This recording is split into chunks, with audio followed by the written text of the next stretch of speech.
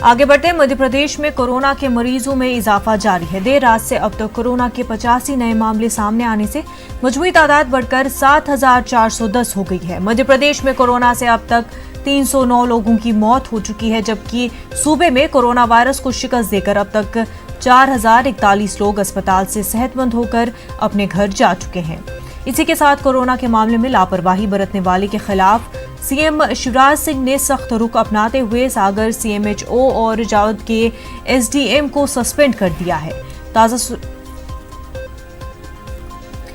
तो नाज़रीन, हमारे साथ हमारे नुमाइंदे मेहताब आलम जुड़ चुके हैं। मेहताब, क्या कुछ सूरत हाल इस वक्त मध्य प्रदेश में कोरोना के हवाले से? एक साथ कई चीजें देखने की और समझने की, जहाँ पर मध्य प्रदेश में कोरोना वायरस के मरीजों में मुसलसल इजाफा होता जा रहा है, वहीं पर हम देख रहे हैं कि हुकूमत में 2 महीने के बाद सख्त का विस्तार करते हुए जो है यहाँ पर सागर के सीएमएचओ को सस्पेंड किया, वहीं पर जावद के जो एसडीएम को मुअत्तल किया। वहीं पर हमें देख रहे हैं कि सख्त गर्मी में जब नौतपा चल रहा है और मध्य प्रदेश के 12 जिलों पे जहाँ पर टेम्परेचर जो है 43 से लेकर 47 डिग्री सेल्सियस के बीच है, वहीं पर कई जगहों पर किसानों ने जो है एहतजाज किया, हाईवे को जाम कर दिया। वहीं पर मंडी एक्ट जो नया नाफिज किया गया है, उसके खिलाफ मध्य प्रदेश की 259 मंडियों में अफसरान और मुलाजिमीन ने जो हड़ताल शुरू कर दी। उनका कहना है कि जो नया मंडी एक्ट लागू किया है, उससे जो है न सिर्फ जो है उनकी जो है उनके हकूक जो है उससे तलब किए जा रहे हैं, बल्कि जो है यहाँ पे जो लोग आ रहे हैं उनको भी जो है तकलीफ और मुश्किलात का सामना हो रहा है। जी, जैसा कि मैंने बताया कि अगर मैं उसकी बात करता हूँ, मंडियों की बात करता हूँ,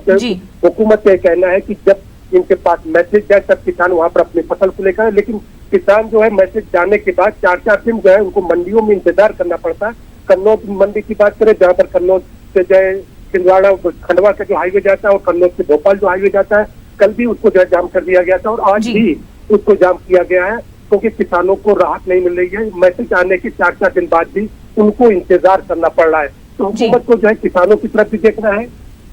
इसके साथ साथ ही जहाँ पर कोरोना वायरस के मरीजों में इजाफा होता जा रहा है, कल की बात करें भोपाल में जिस तरह से बाजार को खोला गया तो कुछ जगहों पर तो खरीदार नजर नहीं आए, लेकिन अगर दूसरी जगहों की बात करें तो कुछ जगहों पर सोशल डिस्टेंसिंग की जो है खिलाफ वर्जी देखी गई। और अगर मैं सोशल डिस्टेंसिंग की बात करूँ तो भोपाल जो है मध्य प्रदेश में अव्वल नंबर पर है कि जहाँ पर सबसे ज्यादा इसकी जो है खिलाफ वर्जी अब तक दर्ज की गई है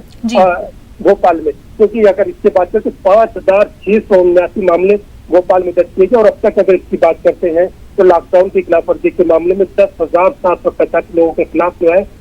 कार्रवाई करते हुए 58 लाख रुपए की जो है वसूली की जा चुकी है। जी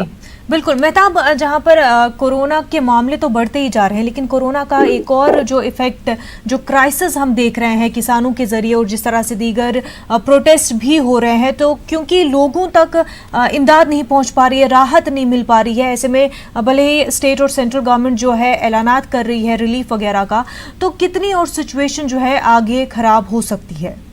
देखिए, सिचुएशन का मामला है कि कल भी वज़ीर आला शिवराज सिंह ने कहा था कि अब हमें कोरोना के साथ जीना होगा। तो कोरोना के साथ जीने का मतलब है कि जो हालात है उसके बीच से हमें एक नया रास्ता निकलना पड़ेगा। क्योंकि हुकूमत जो बार बार ऐलान तो करती है कि भाई सड़कों पर कोई किसी पैदल अगर चलेगा तो एडमिनिस्ट्रेशन के खिलाफ कार्रवाई होगी, लेकिन सवाल ये है कि हुकूमत ने आज तक ये नहीं बताया कि जो सड़क से लोग गुजर रहे हैं उनसे बात कौन करेगा, क्योंकि सारे ऐलानात जो है मीडिया पर हो जाते हैं, ऑन पेपर हो जाते हैं, लेकिन सड़क पर जो मजदूर पैदल निकल रहे हैं उन तक कौन जाएगा, उनसे बात करेगा। और जितने भी लोग काम कर रहे हैं वहाँ पर हुकूमत के लोग नजर नहीं आते, बल्कि सामाजिक तंजीम, चाहे वो किसी भी समाज से ताल्लुक रखते हो, ये लोग जो है वहाँ पर जा रहे हैं, ये लोग खाना खिला रहे हैं, ये लोग पानी पिला रहे हैं, ये लोग बच्चों को दूध भी मुहैया करवा रहे हैं। हुकूमत की तरफ से अगर मैं मध्य प्रदेश की बात करूँ तो पूरी हुकूमत जो है 24 सीटों के असेंबली के ज़िम्मे इंतखाबात की तरफ से मुड़ चुकी है। उनका फोकस इस बात पर है कि 24 सीटों को कैसे जीता जाए। अपोजिशन के भी फोकस वही है। और आपको याद है कल जिस तरह यूनिवर्सिटी ने खबर दिखाई कि अब तो यहाँ तक कि एक दूसरे को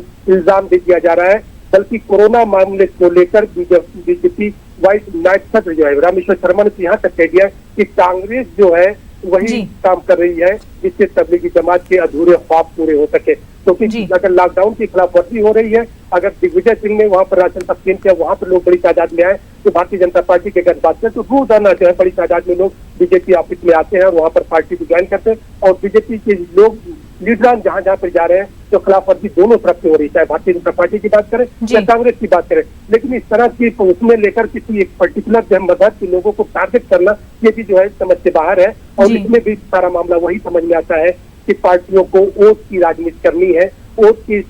चश्मे से सब कुछ देखा जा रहा है। हकीकी माने में जमीन पर क्या परेशानी है, आवाम की मसाइल से दो चार है, किसानों के मसाइल अपने क्या है। मध्य प्रदेश की बात है कि सिटियों में बड़ी तादाद में कई जिलों में जो है हमला कर दिया, बड़ी तादाद में किसानों की फसलें बर्बाद हो रही है। चाहे हम